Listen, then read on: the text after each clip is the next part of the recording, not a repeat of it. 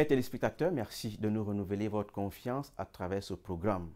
Cette édition de votre programme Vitrine diplomatique est consacrée à la conférence internationale qu'abrite la chaire ICESCO de l'Institut des relations internationales du Cameroun à partir du 13 juin prochain.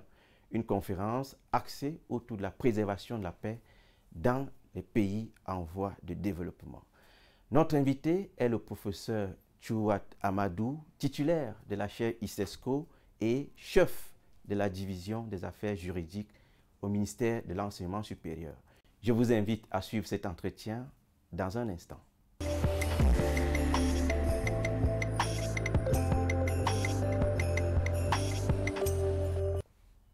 Comme indiqué à l'entame de ce programme, notre invité, l'invité de votre programme Vitrine diplomatique, est le professeur Tchouat Amadou, titulaire de la chaire ICESCO de l'Institut des relations internationales du Cameroun et chef de la division des affaires juridiques au ministère de l'Enseignement supérieur. Professeur, bonsoir et merci de répondre à notre invitation. Merci beaucoup, bonsoir d'être venu pour que nous parlions aujourd'hui de la chaire ICESCO, je suppose. Évidemment que la chaire ICESCO est au cœur de cet entretien, notamment le colloque international qui est sur le point de se tenir au sein de votre chaire, la chaire dont vous avez la charge. Mais avant d'aborder l'état des préparatifs et de prendre la température qui prévaut au sein de cette chaire en ce moment, comment se porte la chaire ICESCO à la veille de cette conférence internationale? Je pense, de mon point de vue, que la chaire se porte très bien. Elle se porte très bien, d'autant plus qu'actuellement, les étudiants du niveau 1 sont en train de composer pour le compte du second semestre de l'année en cours. Ceux du niveau 2 sont en train de préparer leur mémoire de master et ils vont soutenir ces mémoires-là d'ici le mois d'août. Les enseignements se font très bien, se déroulent très bien. Les enseignants sont sélectionnés, ils sont contents d'avoir des étudiants engagés. Donc, de mon point de vue, la chaire se porte plutôt très bien. Cette conférence internationale nous donne l'occasion de découvrir ce que c'est que la chaire ICESCO. Alors, c'est quoi d'abord l'ICESCO? Tout à fait. L'ICESCO, c'est l'organisation du monde islamique pour l'éducation, les sciences et la culture. C'est une institution spécialisée de l'OCI. L'OCI, c'est l'organisation de la conférence islamique. En quelque sorte, l'ICESCO est pour l'OCI ce que l'UNESCO est pour les Nations Unies. Il y a eu donc cette chaire signée en 2000, cette convention signée en 2015 entre l'Université de Yaoundé 2 et l'ICESCO qui met en place cette chaire. La chaire dont les étudiants forment les étudiants le domaine de la diversité culturelle, paix et coopération internationale. Donc les étudiants de la chaire suivent une formation qui leur permettent d'avoir un master en relations internationales, option diversité culturelle, paix et coopération internationale. Voilà, de manière résumée, ce qu'est la chaire ICESCO. Vous parlez de formation à l'endroit des étudiants, mais la chaire est également un instrument de recherche. C'est exact. Aujourd'hui, dans l'enseignement supérieur, il y a deux types de parcours. Il y a le parcours professionnel, il y a le parcours recherche. Et la chaire ICESCO, dans une école à vocation professionnelle, délivre un master recherche.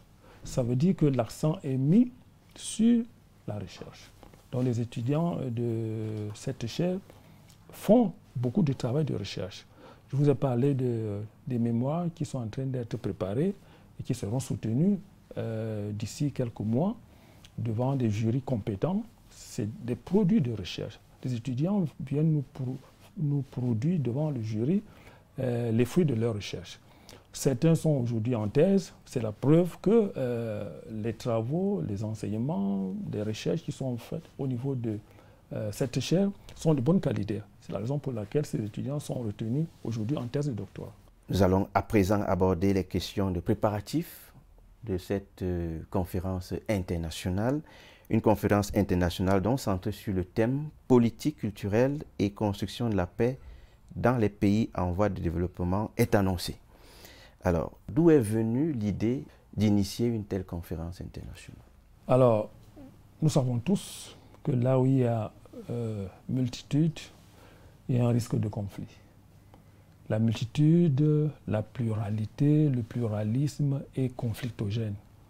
Alors, nous sommes des États multiethniques, multiculturels. Donc, il y a un risque évident de conflit. Tout autour de nous, loin de nous, il y a des conflits qui ont une dimension culturelle. Alors, comment, dans un contexte de pluralisme, d'identité plurielle, préserver la paix? C'est toute la problématique. C'est toute la problématique. Comment faire en sorte que, en dépit ou nonobstant le pluralisme, la pluralité, que la paix soit préservée. La paix étant la clé du développement. Donc nous avons pensé que des pays africains, qui sont presque tous des États multiethniques, pluriels, pluralisme, multitude de cultures, de traditions, etc., etc., doivent pouvoir, dans le cadre de cette conférence internationale, échanger des bonnes pratiques, échanger d'expériences. Donc cette conférence permettra donc aux États qui définissent les politiques culturelles. Les politiques culturelles sont définies par les pouvoirs publics, donc c'est aux États, représentants des États, de nous faire partager les expériences dans le domaine de la politique culturelle. Chaque État, les États qui sont sollicités viendront donc partager avec les autres leur politique en matière culturelle. Cette politique qui permet de préserver la paix sociale. Et c'est une thématique qui colle à l'actualité camerounaise. Vous êtes au courant des moyens mobilisés par l'État, le gouvernement du Cameroun, pour lutter contre la montée en puissance des discours haineux. Je pense que l'État a tout à fait raison. Si on rentre un peu dans l'histoire plus ou moins récente, la haine, c'est la négation de l'état de droit. Là où il y a haine, il y a un risque majeur de conflit. Je ne voudrais pas revenir sur le cas du Rwanda, qui a connu un génocide. Le génocide, c'est quoi? C'est la négation de la vie de l'autre. C'est cette lutte qui a pour but d'exterminer un groupe sur la base ethnique, culturelle, religieuse, etc., etc. Donc, je pense que le gouvernement a tout à fait raison de condamner avec la plus grande fermeté tout ce qui va dans le sens de la division. Notre président de la République, son exemple, prône de vivre ensemble, c'est-à-dire la cohésion, la collaboration, l'union malgré la diversité. Nous sommes condamnés à vivre ensemble. Le Cameroun, historiquement, c'était un État multiethnique. Il est donc normal que chaque culture soit respectée. Il n'y a pas une culture, il n'y a pas une religion, il n'y a pas une race qui est au-dessus de l'autre.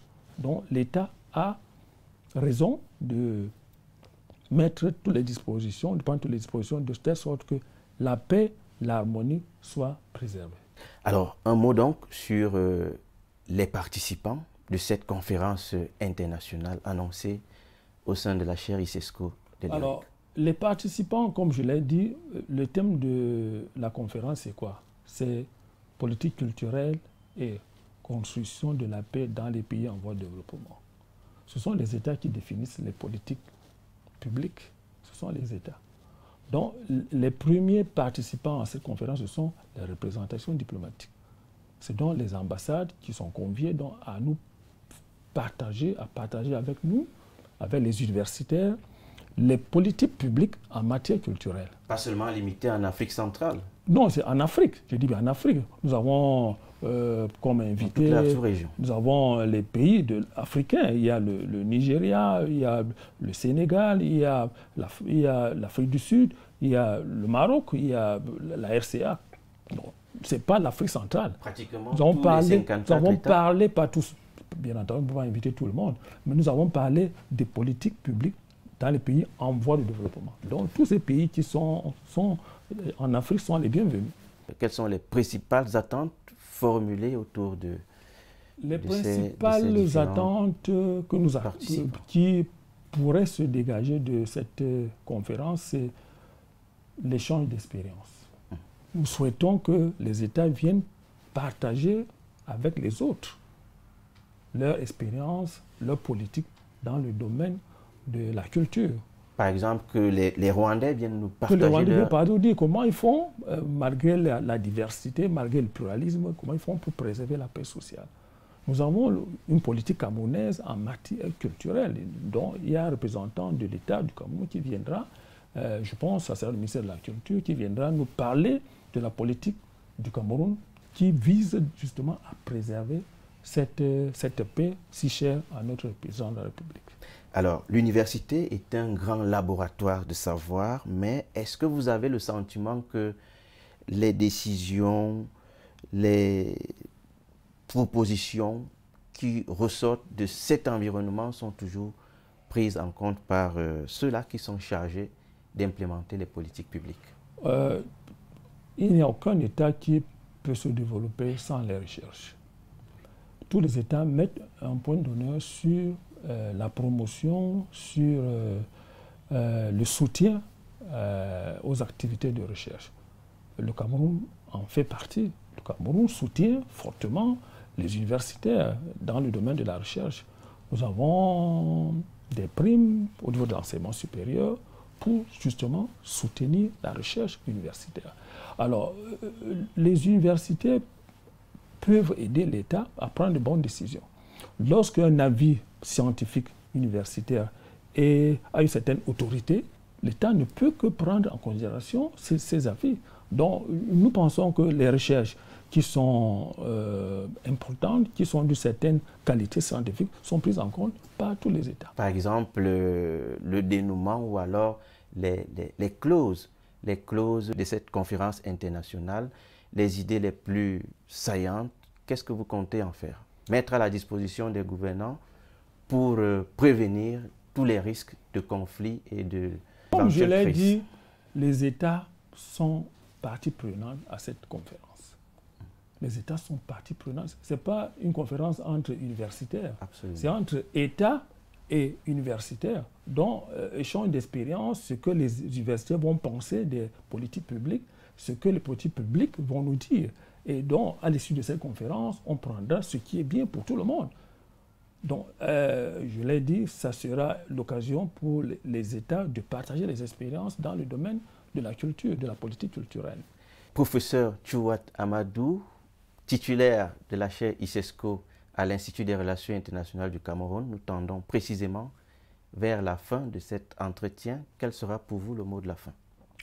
Alors, le mot de la fin, c'est d'abord de souhaiter que tous les États, toutes les ambassades conviées à cette conférence puissent y participer. Ça, c'est le premier point. Le deuxième souhait, c'est que les résolutions qui vont sanctionner cette conférence internationale soient prises en compte par les pouvoirs publics. Ça, c'est notre souhait.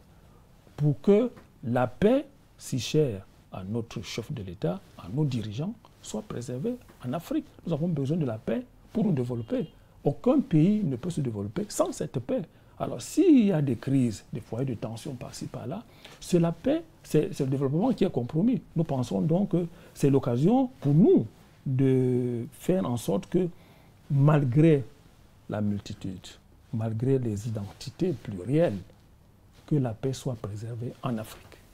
C'est sur ces paroles avisées que nous mettons un terme à cet entretien. Je rappelle que le professeur Tchouat Amadou est titulaire de la chaire ICESCO à l'Institut des Relations internationales du Cameroun et chef de la division des affaires juridiques au ministère de l'Enseignement supérieur. Professeur, merci d'avoir accepté notre invitation. C'est moi qui vous remercie, très sincèrement. Chers téléspectateurs, merci de nous avoir écoutés. Retrouvons-nous dans 2 semaines dans le cadre d'une autre production. Bonsoir.